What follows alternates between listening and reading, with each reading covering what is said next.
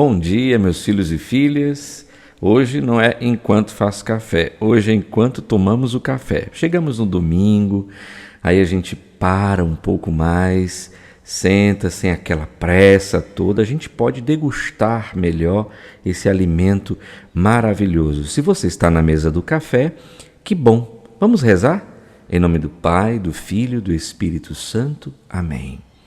Ó Espírito Santo de Deus, iluminai nossa mente, nosso coração, para que nós possamos absorver essa palavra de uma forma bem melhor.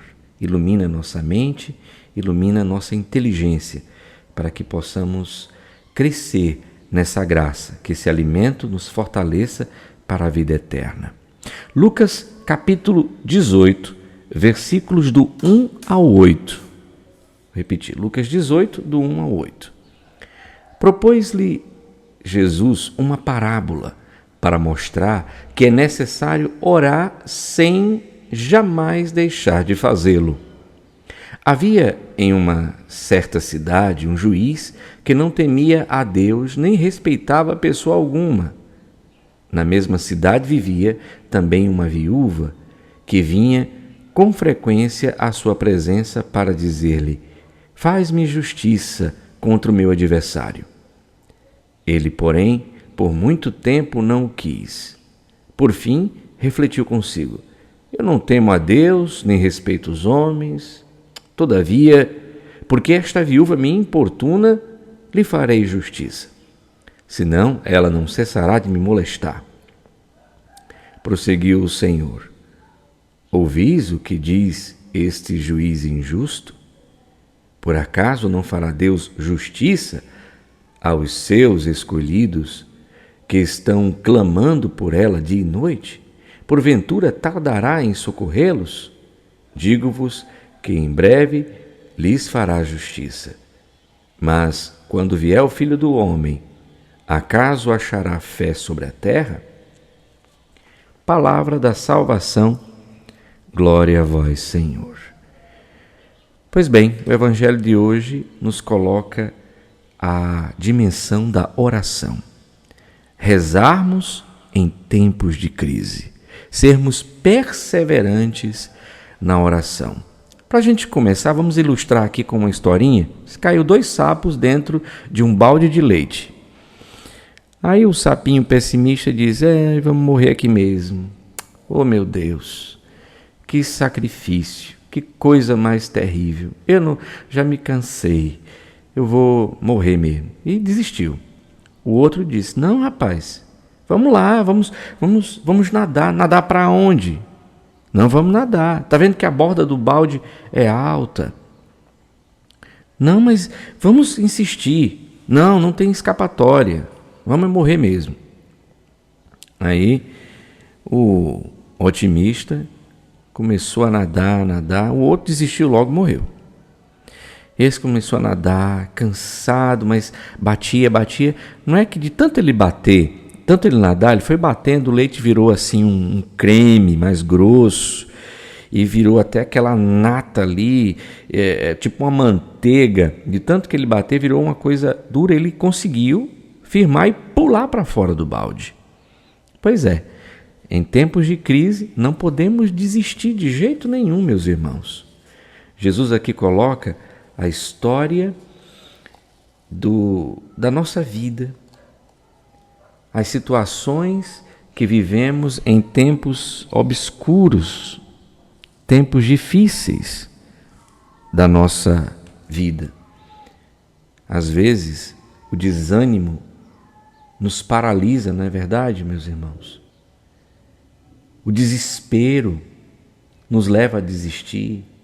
O fastio nos traz assim uma repulsa à oração. Poxa, eu rezo e não adianta.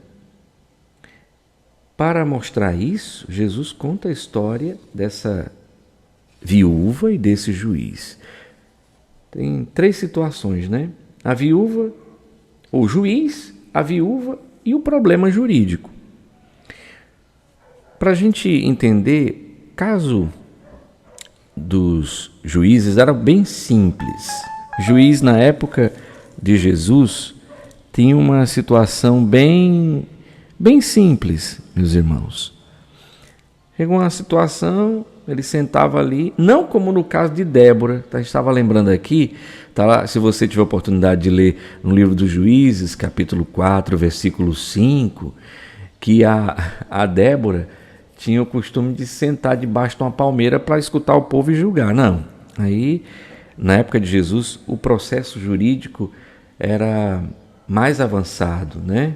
Não é como o nosso hoje, mas ali naquelas aldeias orientais, as pessoas eram atendidas pelos juízes e, é claro, existiam muitos juízes que faziam conluio com gente que tinha dinheiro. Então o peso da balança era para quem tinha mais dinheiro, né? Mais condições. O outro fato é a viúva. Lucas cita 5 casos de viúvas, 5 vezes aqui dentro do seu evangelho. A gente lembra de Ana, está no capítulo 2, né, que estava no templo. A viúva de Sarepta, que ele cita, no capítulo 4. A viúva de Naim, no capítulo 7, né? E por aí vai. Aquela viúva do templo que deu uma esmola, né? E estamos aqui diante dessa viúva. A situação era tão dramática. Se você começar o livro das Lamentações escrito por Jeremias, quando o povo de Deus foi para o exílio, lá na Babilônia, é assim que a imagem do povo exilado, é assim que Jeremias cita o sentimento. É como uma viúva.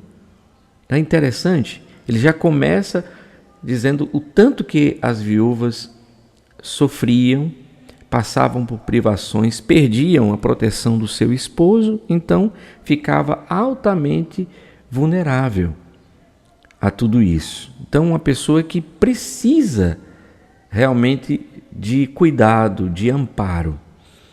O problema, a gente não sabe precisar ao certo, só dizer, ela chega e diz para o juiz fazer justiça. Pode ser a transferência da herança do marido, que não chegou nas mãos dela, pode ser uma reparação de um dano que fizeram, alguém bateu, coisa parecida, mas, ou uma coisa assim, tipo, os credores do marido, né? O marido devia a alguém, agora estão cobrando da viúva, como é que ela vai pagar, né? Mas o certo é que tinha alguma coisa ali que ela pedia uma solução urgente. Meus irmãos, Jesus coloca esse juiz, que é um juiz que não tem misericórdia, que não teme a Deus, está nem aí, como eu acabei de falar, e ele para o texto para falar sobre ele quanto juiz, Deus enquanto juiz. E a gente tem sempre o medo de achar essa imagem de Deus como juiz, que ele veio para me condenar. Não é essa imagem que a palavra de Deus passa para nós. O rosto de Deus que Jesus passa do Pai, misericordioso, que a gente não quer tratá-lo como juiz, mas um juiz que vem para derramar sua justiça, para fazer justiça a nós, não para nos condenar, mas para fazer com que o pobre não seja injustiçado, fazer com que a gente não passe pelas injustiças. Então, a imagem de Deus como nosso juiz é aquele Deus misericordioso. As coisas podem demorar, mas essa é a pedagogia de Deus para nos fazer trabalhar na nossa perseverança.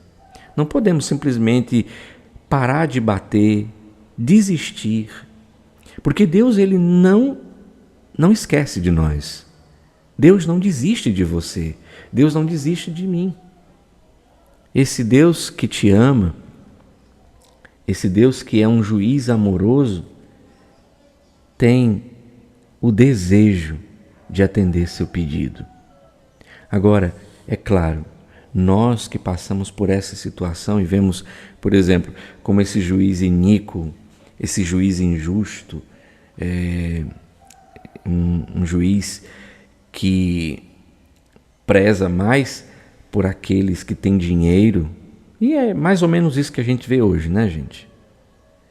Então, embora esse juiz seja assim, pela insistência dessa mulher, ele faz justiça. Que dirá o Deus misericordioso, nosso Pai? Nós não podemos desanimar na nossa oração. A oração deve ser o nosso combustível, sabe? Assim como a vela, vamos dizer assim, a lamparina, e precisa crer nisso. A lamparina, para arder, precisa do óleo, do querosene. Assim, a nossa fé, a nossa vida de oração, ela precisa da fé. Fé é o combustível para a gente continuar orando, clamando a Deus. Isso é muito importante. Então, vamos pedir ao Espírito Santo de Deus hoje que venha tomar o nosso coração com essa fé, para que a gente nunca desista. Raniero Cantalamessa diz uma frase que eu acho muito interessante. Quantas vezes se deve orar? A resposta é sempre. A oração, como o amor, não suporta cálculos. Então, não devemos parar de rezar. Precisamos continuar. Essa deve ser a certeza de que Deus, que é um juiz justo, vai conceder a graça.